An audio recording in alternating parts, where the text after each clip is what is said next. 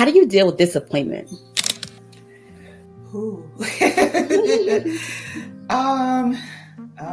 That's a lifelong learning challenge. But as of late, what has helped me deal with disappointment better is managing my expectations, because I feel like that's where disappointment comes from, is that situation or that person or that thing didn't meet your expectations, so you're disappointed.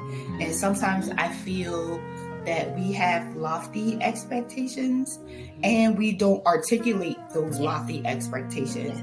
So we get disappointed, but that person didn't even know that that was a criteria of what you were expecting from them. So technically they didn't disappoint you. You disappointed yourself because you didn't articulate that need, that desire, or that want effectively or at all. So, and that has been more times than not, when I think back of the times where I've been just wholeheartedly disappointed, I didn't articulate my expectations. And so, and that person wasn't even aware that that was something that I was gauging our encounters on. So they were like, oh, wow, so, that's one of the biggest ways that I've learned to manage disappointment. That doesn't mean that I don't get disappointed at all, because I do.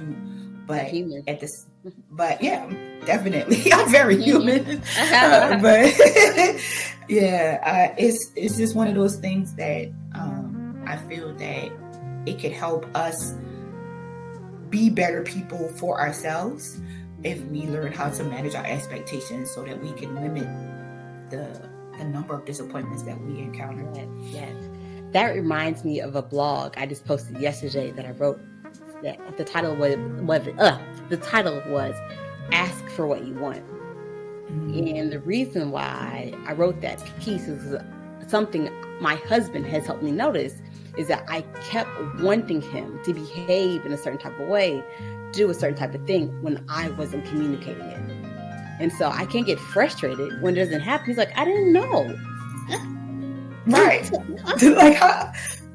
Well, what? And so he did a good job. He said, I think because you enjoy when I accidentally do what you need, that you are unconsciously not telling me, hoping I accidentally remember that this is the So I'm setting myself up. Like, I'm not going to tell you, but you don't know, and now you don't know. I'm like, why didn't you know I need this? He's like, because you didn't tell me you needed it. I was like, oh, man, good point. Yeah. But I started unpacking, well, why can I not ask for what I want? And the two things I came up with, I would love to hear your thoughts about this. The one I came up with is asking for something means I'm asking for them to do something, which is weak. There's weakness in that. There's a weakness in telling someone else what you need and telling them that you want.